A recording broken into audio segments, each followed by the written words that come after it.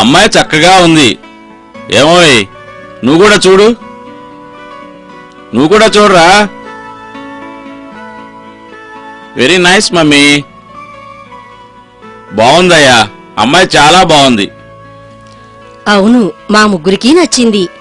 ఆహా, శుభం. అందరికీ నచ్చాక ఇంకా ఆలస్యం ఎందుకు? పెళ్లి చూపులు ఏర్పాటు చేయించమంటారా? అలాగే, రేపే చేయించు.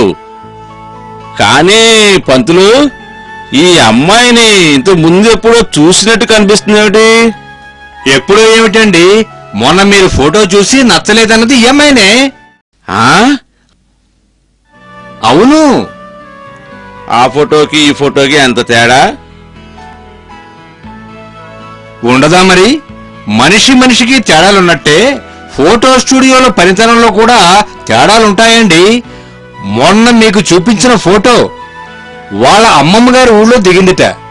మరి ఈ ఫోటో నేనే మన బండారగూడెంలోని రాము స్టూడియోలో నిన్ననే తీయించా. అలాగా? అవునండి. ఉన్న అందం చెడకుండా మరింత అందంగా కనబడేలా ఎంతో ఖరీదైన కెమెరాలతో క్వాలిటీకి ప్రాధాన్యం ఇస్తూ బహు చక్కగా ఫోటోలు తీయడంలో రాము స్టూడియో నెంబర్ 1. ఆహా, వెరీ గుడ్.